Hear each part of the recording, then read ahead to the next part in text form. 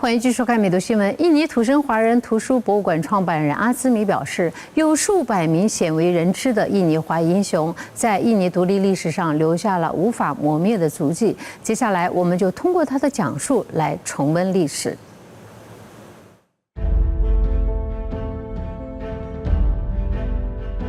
Perjuangan etnis Tionghoa yang patut kita catat dengan tinta emas, salah satunya adalah Perang Geger Pecinan.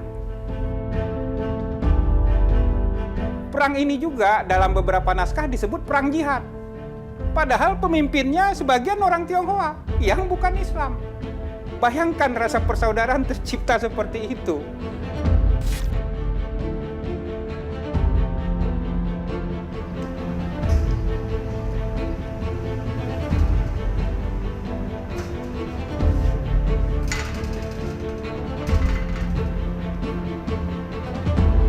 在民族奋斗的历史背后，隐藏着一些鲜为人知的宏大叙事，就是那些参与国家独立斗争的华裔战士。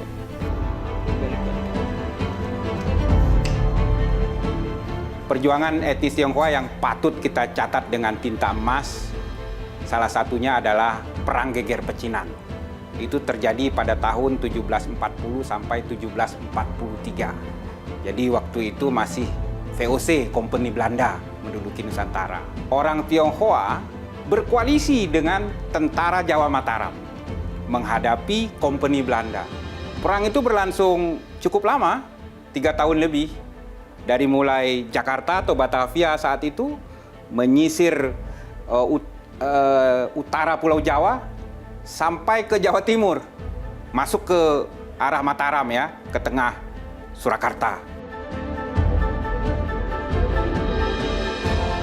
Dulu ini pernah menjadi bahan ajar sejarah anak-anak sekolah, Bang. Tahun 1950-1960-an. Tapi kemudian ya kita tahu bersama sejarah ini menghilang atau dihilangkan. Mungkin saya sebut dulu dari pihak Jawanya, ya, Jawa Mataram. Siapa sih yang tidak kenal dengan Mangkunegoro atau Pangeran Sambernyowo? Kemudian Pakubuwono II, Amangkurat kelima. Itu nama-nama yang sudah biasa kita dengar dalam buku sejarah. Tetapi tokoh-tokoh Tionghoa yang ikut dalam perang tersebut nyaris kita nggak pernah dengar namanya. Seperti pimpinannya itu Kapiten Sepanjang. Kemudian ada Wi Ingkiat, Limpin Ko, Tan Sin Ko, Pi Bulung, dan seterusnya. Nama-nama yang terasa asing kelihatannya.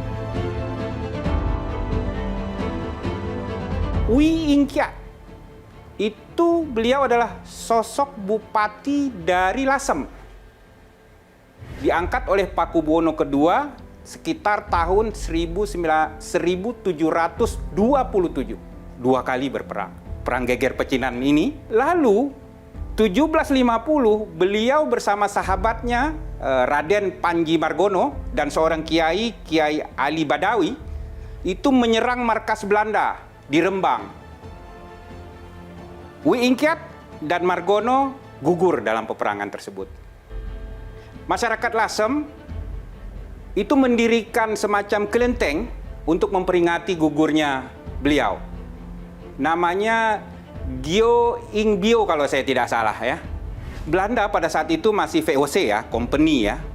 Itu kan suatu kuasa besar yang boleh dikatakan terbesar di dunia. Ya, persenjataannya lengkap, modern lah saat itu. Bangsa kita itu nggak punya apa-apa. Ya modalnya bambu runcing dan pencak ya. Ya silat gitu maksud saya. Bermodalkan semangat. Kalau dipikir-pikir ngapain melawan? Pasti kalah. Tapi tekad yang kuat antara tentara Tionghoa dengan tentara Mataram Jawa untuk melawan kezaliman, melawan penindasan, ini yang patut diteladani. Perang ini juga dalam beberapa naskah disebut perang jihad. Padahal pemimpinnya sebagian orang Tionghoa yang bukan Islam. Bayangkan rasa persaudaraan tercipta seperti itu, ya. Nggak ada istilah-istilah yang mendiskreditkan saudara sebangsa. Lawan kita sama.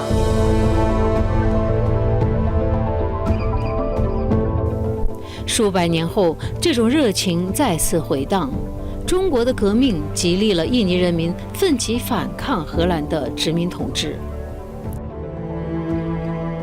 Kita tahu menjelang kemerdekaan itu terbentuk Badan Penyelidik Usaha-usaha Persiapan Kemerdekaan Indonesia. Ya. Nah, di dalam BPUPKI namanya, itu terlibat aktif 4 putra Tionghoa. Ada Tan Eng Hoa, ada Lim Kun Hian, ada Wee Chong Hao, ada Wee Tiang Chui. Lim Kun Hian ini pendiri Partai Tionghoa Indonesia tahun 32. Tujuannya memerdekakan bangsa. Tan Eng Hoa, nah inilah yang merancang pasal 28 UUD 45, kebebasan berserikat dan berkumpul. Nah ini harus dikenang jasa besarnya. Chong Hao, wah ini sangat pro republik. Pada masa revolusi dia mendukung para gerilyawan.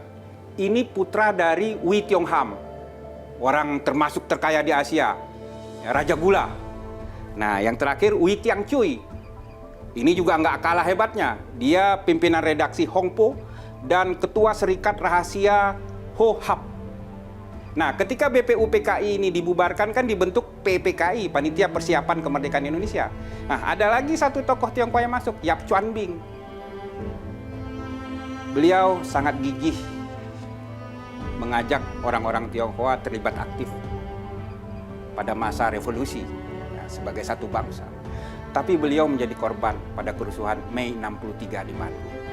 Rumah, mobilnya terbakar. 5 beliau ini menurut saya patut kita kenang. Menjadi ya, pahlawan bangsa, sama dengan pahlawan-pahlawan dari etnis lain. 历史不仅是关于谁曾经参与战争，更是关于超越族群与信仰界限的团结。从红溪惨案到独立审判，华裔战士的足迹是民族历程中不可分割的一部分。如今，我们的任务就是要确保这些故事在后代的心中永存。美读新闻记者德尼采访报道。